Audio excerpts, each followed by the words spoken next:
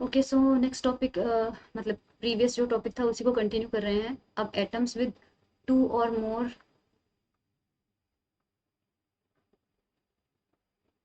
Just atoms with two और मोर equivalent electrons. अब तक हम जो इलेक्ट्रॉन के बारे में पढ़ते आए हैं वो डिफरेंट टाइप के थे, अब एक ही शेल में इलेक्ट्रॉन होंगे, राइट? तो डायरेक्टली चलते हैं इसमें। पहला case, closed subshell such as S में मैक्सिमम कितने इलेक्ट्रॉन आ सकते हैं? 2। पी में कितने आ सकते हैं? 6। डी में कितने आ सकते हैं? 10। एफ में कितने आ सकते हैं? 12। इनके सब में always form a 1s0 term only.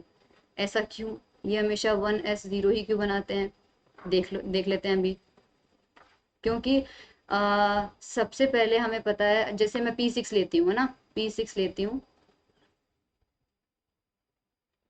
तो एक इलेक्ट्रॉन पूरा भरा हुआ इसमें ऐसे है, ए से है और ऐसे है। अब हम एम एस जोड़ते हैं, एम एस हम समेशन एम एस, तो अप स्पिन के लिए प्लस हाफ हो जाएगा, माइनस डाउन स्पिन के लिए माइनस हाफ हो जाएगा, फिर अप स्पिन के लिए प्लस हाफ हो जाएगा, माइनस हाफ हो जाएगा डाउन स्पिन के लिए, अप स्पिन के लिए प्लस हाफ हो जाएगा, डाउन स्पिन के लिए माइनस हाफ हो जाएगा और ये जीरो आ जाएगा। समेशन एम एल लेते हैं, तो एम एल हमें पता है कि ये 1 0 -1 होता है, तो 1 0 -1, तो इन दो इलेक्ट्रॉनों के लिए 1 1 होगा तो 2 हो जाएगा, प्लस इनमें दो इलेक्ट्रॉनों के लिए 0 + 0 0 हो जाएगा, और यहाँ दो इलेक्ट्रॉन है दोनों के लिए -1 - 1 कितना हो जाएगा? -2, तो ये भी क्या हो जाएगा? 0। तो समेशन एम एल 0 हो जाएगा, समेशन एम एस 0 हो जाएगा। इसका मतलब एम एल 0 हो जाएगा और एम एस 0 हो जाएगा। अब हमारे पास एम एल 0 होने की वजह से एक तो हमारे पास एल 0 माना जाएगा। एम एल 0 होते ही हमें क्या मानना है? एल इक्वल टू 0 मानना है। एल इक्वल टू 0 होते ही कौन सा स्टेट हुआ? S state. और एम एस भी 0 हुआ था, यानी एस भी 0 है। एस 0 होने से मल्टीप्लिसिटी कितनी हो जाएगी? 1 हो जाएगी। तो मल्टीप्लिसिटी कितनी हो जाएगी? 1। और जे कितना हो जाएगा? 0, क्योंकि एल 0 है, एस 0 है, तो जे भी कितना हो जाएगा? 0। तो हमारे पास टर्म कौन सी आएगी? अब आप S2 के साथ भी ट्राई कर लेना और D10 के साथ में भी ट्राई कर लेना, हमेशा इनके पास में कौन सी टर्म रहेगी? 1s0। ये बात आगे समझ में। सेकेंड वाला देखते हैं। The terms of a configuration N L raise to power Q are the same as the term of configuration N L raise to power R minus Q, where R is the maximum number of electron, that is 2l+1, 2 2l+1। इसका मतलब क्या है? इसका मतलब क्या है कि example देखो, सपोज हमारे पास कोई टर्म दिया हुआ है P5, P में 5 इलेक्ट्रॉन है, तो P5 के लिए हमें वही स्पेक्ट्रोस्कोपिक टर्म्स मिलेगी जो हमें P1 के लिए मिलेगी। रीजन, पी में मैक्सिमम कितने आते हैं इलेक्ट्रॉन? 6 आते हैं, करेक्ट?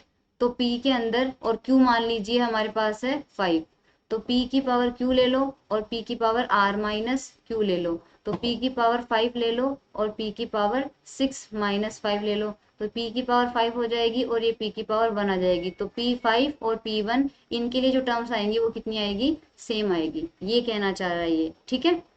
तो P5 और P1 के लिए सेम आएगी। सिमिलरली P4 और P2 के लिए सेम आएगी, क्योंकि 4 + 2 कितना होता है? 6 होता है।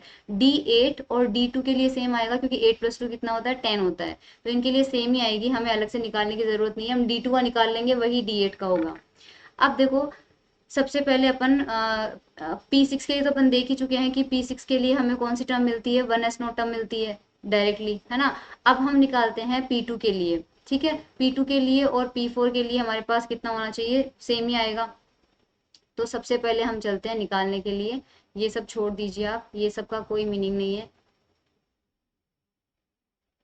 तो सबसे पहले हम निकालेंगे, तो यहाँ पे देखो हम यहाँ पर आ गए थे। हाँ, शुरू से पढ़ लेते हैं इसको। We now calculate the spectral term arising from a two equivalent electron P2. Let us imagine the atom to be placed in a very strong magnetic field where all the internal couplings are broken now. सारी break हो चुकी है coupling. Individual L and individual S vector then presses independently around the magnetic field. अभी समझ में नहीं आ रहा है तो भी कोई टेंशन वाली बात नहीं है। हमें बस ml और ms जो z कंपोनेंट होते हैं ना वो लेने हैं। तो सबसे पहले आप देखिए कि मान लीजिए हमारे पास सिंगल p इलेक्ट्रॉन है और p के अंदर हमारे पास ऑप्शन क्या क्या है। अब जो सिंगल p इलेक्ट्रॉन है मान लीजिए वो यहाँ पर भी जा सकता है, यहाँ पर भी जा सकता है और यहाँ पर भी जा सकता है। तो पॉसिबिलिटीज क्या है एमएल की? पॉसिबिलिटीज उसकी है 1 में भी जा सकता है, 0 में भी जा सकता है, -1 में भी जा सकता है, करेक्ट। साथ ही साथ ये भी चांस हो सकता है कि वो इलेक्ट्रॉन डाउन स्पिन का हो, डाउन स्पिन का हो, तो वो ऐसे भी आ सकता है, ऐसे भी आ सकता है, ऐसे भी आ सकता है। तो अगर हमें एल और एस का कॉम्बिनेशन लेना है तो देखो इस फर्स्ट वाला कॉम्बिनेशन देखो, फर्स्ट वाले कॉम्बिनेशन में आप एल की वैल्यू तो लोगे +1 और क्योंकि स्पिन अप है तो +½ तो कॉम्बिनेशन क्या हुआ 1 के साथ में हाफ।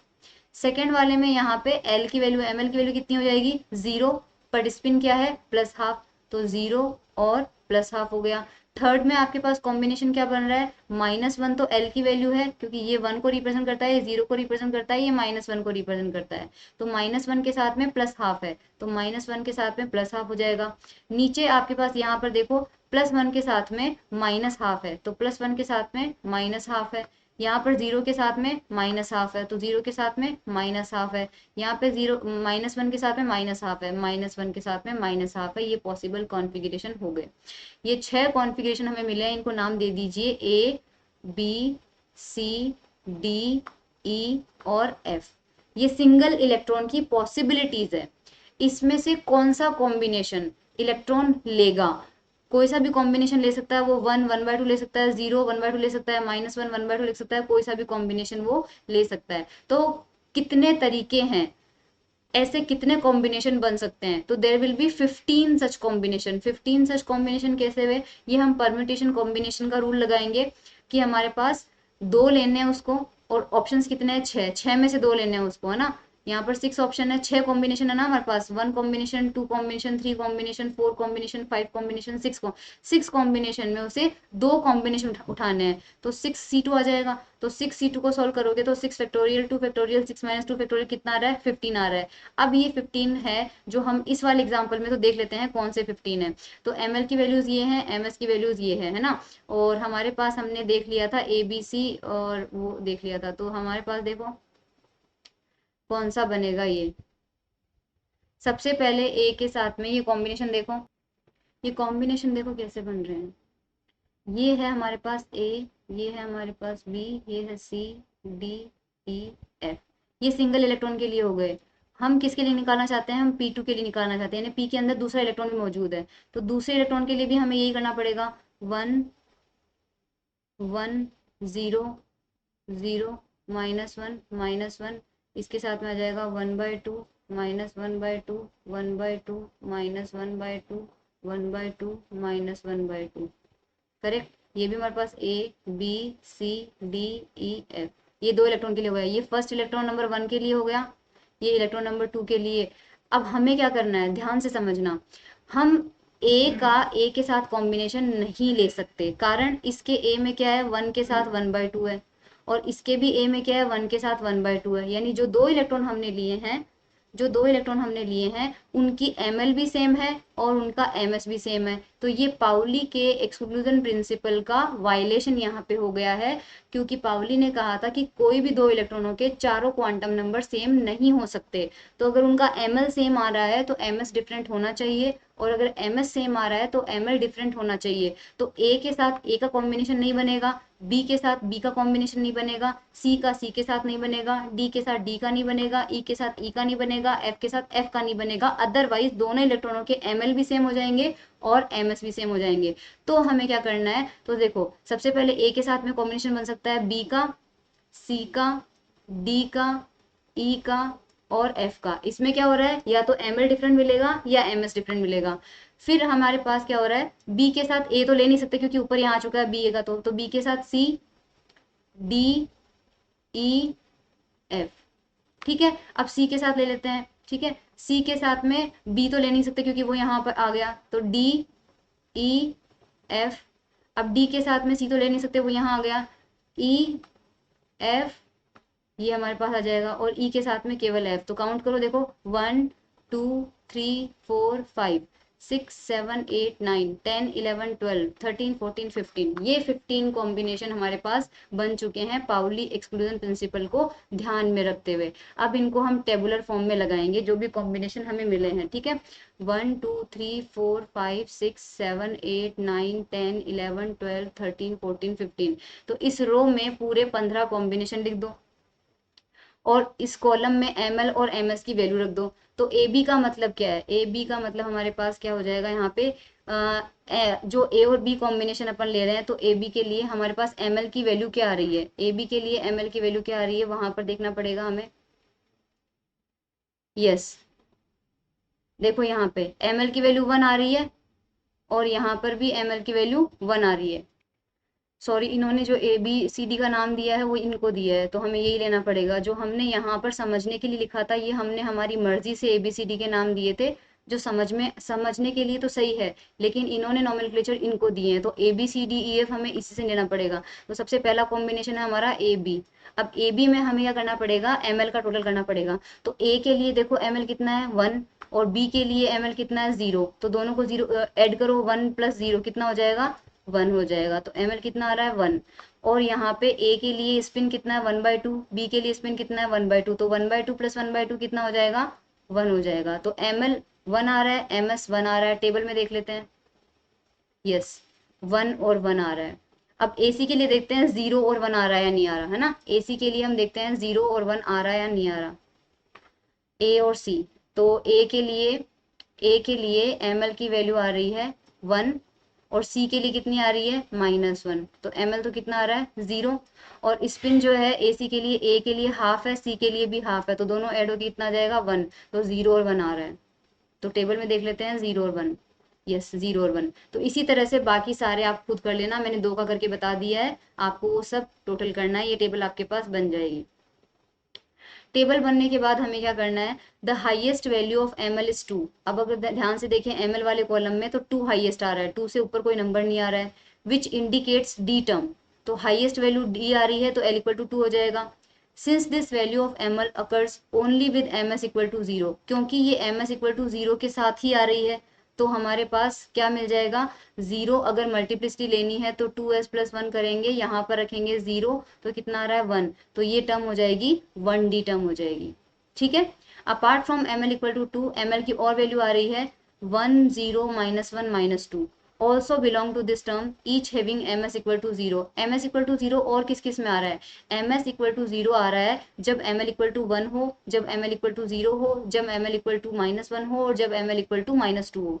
तो out of the above 15 combination the following combination form 1d term. 1d term कौन कौन बनाएगा, हमने 1d टर्म के लिए क्या क्या लिए है, सबके लिए ms 0, ms जितने भी 0 आ रहे हैं उन सबको ले लो। ms 0 आ रहे हैं केवल ad में, ae में, af में, bf में और cf में, इन सब में ms 0 आ रहा है, तो इन सब के लिए हमने ml ले लिया,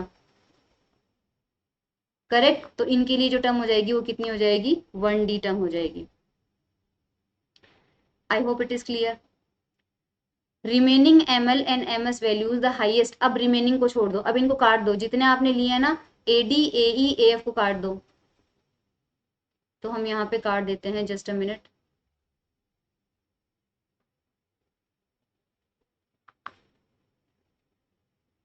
अब मैं रेड से कर देती हूँ। हाँ, हमें एडी काटना है एक, तो एडी काट दो, AE AF BF CF। अब हमारे पास रिमेनिंग क्या बचा है, रिमेनिंग ml की मैक्सिमम वैल्यू देखो, अब रिमेनिंग ml की मैक्सिमम वैल्यू बन रही है 1, करेक्ट। तो वो देख लो, वो टर्म क्या होगी, ml की हाईएस्ट वैल्यू है 1 और ms की हाईएस्ट वैल्यू है 1। These values must belong to a 3p। 3p क्यों, क्योंकि ml की वैल्यू 1 हो गया, l = 1 किसको देता है, p को, और s की वैल्यू 1 आती है, तो मल्टीप्लिसिटी 2s + 1 कितना हो जाएगा, 3 हो जाएगा, तो ये 3p टर्म को डिनोट करेंगे। अब ये कितने कॉम्बिनेशन होंगे हमारे पास में, तो यहाँ पे देख लो AB AC, AB में देख लो ml = 1 आ रहा है और ms = 1 आ रहा है। AC में हमारे पास क्या आ रहा है, क्योंकि हमारे पास ये सारे टर्म्स जो अपन ने लिए l = 1 और s = 1, तो because only for such a term can be highest value of M L and M S be 1 but L equal to 1 correspond to M L equal to, लेकिन एल इक्वल टू 1 जो आता है, ये P लिया है ना equal to 1, इसके लिए जो एम एल की वैल्यू आती है वो 1 0 -1। जैसे ऊपर देखो डी के लिए आपने क्या लिया था, डी टर्म आई थी आपके पास में, तो डी के लिए हमारे पास वैल्यू होती है 2, तो एम एल की वैल्यू कितनी होती है, एम एल की वैल्यू होती है -2 -1 0 +1 और +2, तो ये सारी अपन ने ली थी यहाँ पे। इसी तरह से अब अपने पास p ऑर्बिट आया है, तो p के लिए +1 0 -1 ये सारे लेने पड़ेंगे अपन को। तो जितने भी आ रहे हैं देखो 1 0 -1 1 0 -1 1 0 -1, तो ए बी ले लिया, ए सी ले लिया, बी सी ले लिया, बी डी ले लिया, सी डी ले लिया, सी ई ले लिया, डी ई ले लिया, डी एफ ले लिया और ई एफ ले लिया। जिन जिन में 1 0 -1 आ रहा है वो सब ले लिया, और सबके लिए क्या जाएगा, 3p ही हमारे पास टर्म आएगी। ये जो मेथड है, अगर ये आपको डिफिकल्ट लग रहा है तो इसका दूसरा मेथड जो है वो बहुत ही इजी है, और आपको दूसरे मेथड से ही एग्जाम में करना है। बट दोनों मेथड पढ़ाना मेरी रिस्पॉन्सिबिलिटी थी, इसलिए मैं आपको दोनों मेथड पढ़ा रही हूँ। इसके बाद लास्ट में आपके पास एक टर्म और बचेगा, जहां एम एल भी 0 हो, एम एस भी 0 हो, वो टर्म बचेगा आपके पास बीई, और वो हो जाएगा 1s के लिए। 1s के लिए क्यों हो जाएगा, क्योंकि एल 0 है तो एस आ जाएगा, और एस 0 है तो 2s+1 की वैल्यू 1 आ जाएगी। लेकिन इसका दूसरा तरीका देखो, इसका दूसरा तरीका बहुत ज्यादा आसान है। ये अभी जो तरीका बताया था वो तो बहुत डिफिकल्ट था।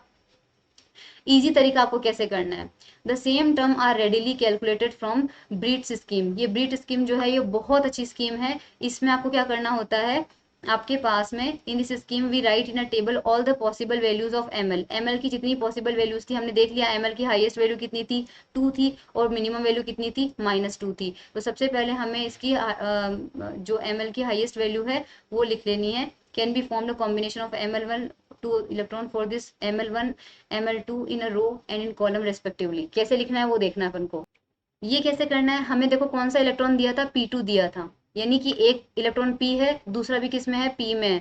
तो इस P के लिए Ml की पॉसिबल वैल्यू क्या है, 1 0 -1, और दूसरे वाले P के लिए भी कितना है, 1 0 -1। तो सबसे पहले आप इधर रो में लिखोगे 1 0 -1, और एक इधर कॉलम में लिखोगे 1 0 -1। ठीक है, अब मैट्रिक्स में जैसे बनाते हैं वैसे करना, आपको इनको टोटल करना है। तो देखो ये 1 और ये 1 मिलके, यानी ये जहां काटेंगे, ये लाइन यहाँ कटी और ये लाइन यहाँ कटी, तो इस पॉइंट पे 1 और 1 मिलके कितना हो गया, 2 हो गया। ठीक है, इसी तरह से 0 से वर्टिकल लाइन खींचो और इस 1 से हॉरिजॉन्टल लाइन खींचो, तो 0 + 1 कितना हो रहा है, 1 हो रहा है। इसी तरह से -1 से लाइन खींचो और 0 से लाइन खींचो आपके पास में, तो यहाँ पे -1 और 1 कितना होता है, 0।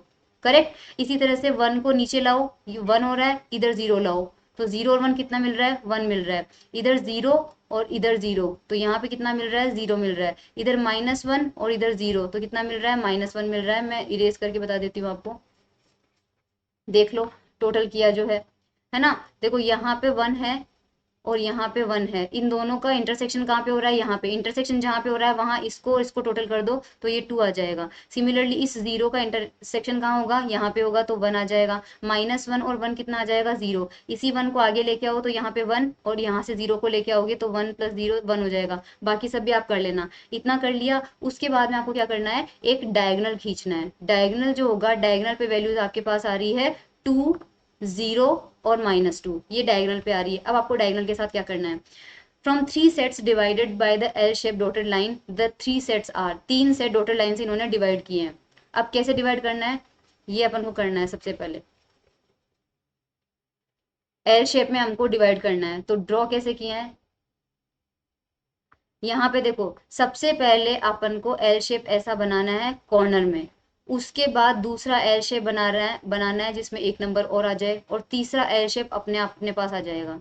तो अब पहले एल शेप में क्या आ रहा है, सिर्फ 0 आ रहा है। दूसरे एल शेप में क्या आ रहा है, 1 0 -1, और तीसरे एल शेप में क्या आ रहा है, 2 1 0 -1 -2। ये 3 सेट हमारे पास हो गए, तो ये 3 सेट यहाँ पे देख लो, 2 1 0 -1 -2, 1 0 -1 और 0। First set, second set, third set. अब हमें इंपॉर्टेंट चीज ध्यान ये रखनी है कि ml जो वैल्यूज है वो l इक्वल टू 2 के करस्पॉन्डिंग है, 1 के करस्पॉन्डिंग है और 0 के करस्पॉन्डिंग है, क्योंकि खुद देख लो जब l की वैल्यू 2 होती है तभी ml की वैल्यू 2 1 0 -1 -2 होती है, और जब l की वैल्यू 1 होती है तो 1 0 -1 होती है, और l इक्वल टू 0 होता है तो ml की वैल्यू 0 होती है। तो l इज इक्वल टू 2 1 0, इसका मतलब कौन सी स्टेट मिलेगी हमें, d स्टेट मिलेगी, p स्टेट मिलेगी और s स्टेट मिलेगी। ये तो हमको समझ में आ गया। अब स्पिन कौन सा कंबाइन करना है ये बहुत इंपॉर्टेंट है। The spin of electrons can be combined to form either s equal to 0 singlet और s equal to 1 triplet, for s equal to 1 है ना, s इक्वल टू 0 या s इक्वल टू 1 ले सकते हैं। क्यों? क्योंकि हमारे पास p2 इलेक्ट्रॉन है, 2 इलेक्ट्रॉन है, तो दोनों का स्पिन हाफ और हाफ हुआ, तो दोनों को ऐड करोगे तो कितना आ जाएगा 1, और दोनों को माइनस करोगे तो कितना आ जाएगा 0। तो s के हमारे पास दो वैल्यूज पॉसिबल है, s equal to 0 and s equal to 1। लेकिन both electrons have the same spin quantum number ms, hence they must differ in values of ml. We cannot therefore combine any of the ml values lying on the diagonal of the above with s equal to 1. s equal to 1 के साथ में हम diagonal को combine नहीं कर सकते। क्यों नहीं कर सकते? डायग्राम में देखो। अब अपन को क्या करना है, इरेज करना है सबसे पहले इसको। अब ये कह रहा है कि डायगोनल पे एक बार ड्रॉ कर दो, डायगोनल पे एक बार ड्रॉ कर दो। डायगोनल पे जो जो वैल्यूज आ रही है उनके साथ में यहाँ पे 2 0 और 2, 2 0 और -2, इनके साथ में आप स्पिन क्यों नहीं कंबाइन कर सकते? कौन सा नहीं कंबाइन कर सकते?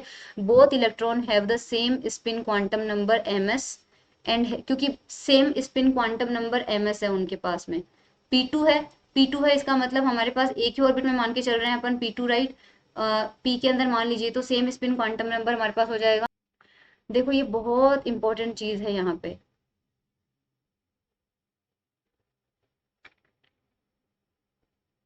आपको कंफ्यूजन तो बहुत हो रहा होगा, मैं समझ सकती हूँ। समझना, इस डायगोनल पे आ रहा है 2, ये 2 कब बना? इस 1 को और इस 1 को ऐड किया, यानी ये आपका था ML1 और ये आपका था ML2, यानी कि दोनों इलेक्ट्रॉनों का ML जो है वो क्या हो गया? सेम। पाउली ने कहा था कि अगर दोनों का ML सेम हो जाता है तो उसका MS सेम नहीं होना चाहिए, वो डिफरेंट होना चाहिए, राइट।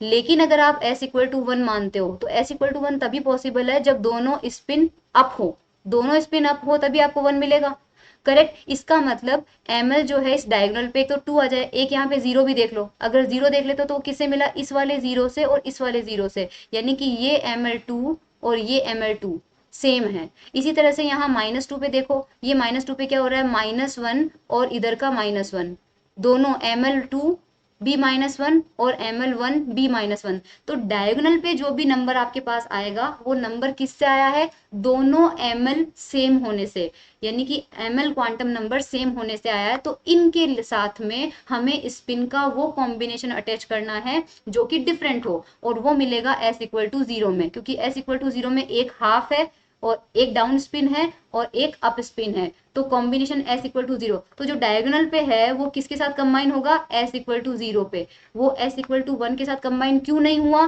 क्योंकि s इक्वल टू 1 के साथ में उसका ml तो सेम हो ही रहा है, उसका ms भी सेम हो जाता, प्लस हाफ प्लस हाफ। और पाउली ने कहा था कि अगर ml सेम है तो ms सेम नहीं होना चाहिए। तो डायगोनल पे जो सेट है ना वो 2 का सेट आ रहा है और 0 का सेट आ रहा है, इनको हमें कंबाइन करना पड़ेगा s इक्वल टू 0 के साथ। तो यहाँ पर देख लीजिए किसको किसके साथ करना पड़ेगा। तो s इक्वल टू जो 1 है वो केवल किसके साथ कंबाइन होगा? जो डायगोनल पे नहीं आया था, तो s इक्वल टू 1 केवल इस सेट के साथ कंबाइन होगा, सेकंड सेट के साथ में। और बाकी जो आपके पास s इक्वल टू 0 है वो बचे हुए 2 के साथ कंबाइन होगा, s इक्वल टू 0 जो है वो बचे हुए 2 के साथ कंबाइन होगा। तो यहाँ पर देख लीजिए अपने पास क्या मिलेगा। तो ये समझ लीजिए बिकॉज लिख रहा है ना, because the diagonal correspond to equal values of ML1 ML2, also we can use ML values from one side of the diagonal and those on the other side merely correspond to a different numbering of electrons. ये तो कोई दिक्कत नहीं है। तो S1 जो है वो इस सेट के साथ कंबाइन होगा और इस सेट के साथ कंबाइन होगा, तो आप कर लो आराम से। S1 को L1 के साथ, S1 को 0 के साथ, S1 को -1 के साथ कंबाइन कर लो, तो क्या मिलेगा? सबसे पहले सेकेंड सेट में जो है वो L के करस्पॉन्डिंग है, राइट। L इक्वल टू 1 आ रहा है, L इक्वल टू 1 में क्या कौन सी स्टेट होती है? P स्टेट होती है। और S इक्वल टू 1 आ रहा है, S इक्वल टू 1 आ रहा है, तो 2s प्लस 1 की वैल्यू कितनी आएगी? 3 आएगी, तो 3 आ जाएगी।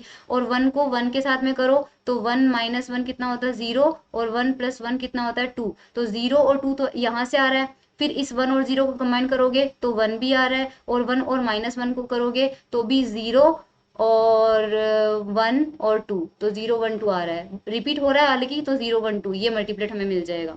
ठीक है, इसी तरह से s इक्वल टू 0 जो है उसके साथ हमारे पास थर्ड सेट और फर्स्ट सेट जो है वो कंबाइन हो रहा है। तो as the second set of M L value has already taken, तो हम क्या करेंगे, रिमेनिंग वन सेट और थर्ड सेट इनको s इक्वल टू 0 के साथ कंबाइन करेंगे।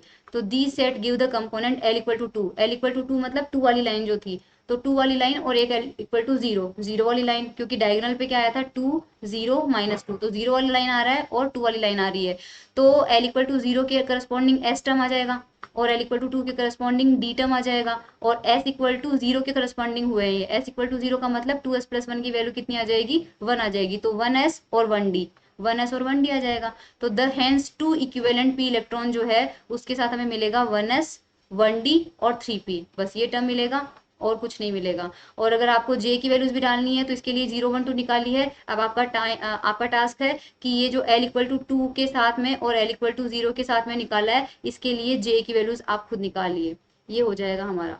ठीक है, अब आपका होमवर्क कहता है, एक होमवर्क मैंने कर दिया, अब आपका होमवर्क ये है कि आप P4 के लिए निकालो। P2 मैंने निकाल दिया और P4 आपको निकालना है, ये प्रूव करना है कि वो सेम आता है या नहीं, क्योंकि टर्म मैंने कहा था कि P2 के लिए वही टर्म आएगी जो P4 के लिए आएगी, बस P4 के लिए आपको ml के लिए ये बनाना पड़ेगा और ये बनाना पड़ेगा, P4 के लिए आपको ये बनाना पड़ेगा। ये आपके पास सॉल्यूशन दे रखे हैं, कौन सा सेट किसके साथ अलाइन होगा, और ये टर्म्स जो है वो आपको बनाना पड़ेगा। एबीसीडी टर्म से भी दिया हुआ है, एबीसीडी टर्म्स में मत जाइएगा, यहीं पर आपका आंसर सोल्व हो जाएगा, ये वाला मत कीजिएगा, ये वाला भी मत कीजिएगा। ठीक है, ये डी वाला टर्म जो है, ये एबीसीडी वाला जो कॉन्फ़िगरेशन वाला है, ये बहुत डिफिकल्ट है, तो जो ऊपर अभी बताया है सिर्फ वो कर लेना, और फिर आप एग्जाम में होमवर्क में चेक करके देखिएगा कि अगर ये कॉम्बिनेशन दिए हुए हैं तो क्या आपको ये वाली टर्म्स मिलती है या नहीं। अगर आपको डाउट आता है तो इस पर नेक्स्ट लेक्चर में मैं एक एक करके सारे बता दूंगी। तो अभी तक के लिए thank you so much everyone.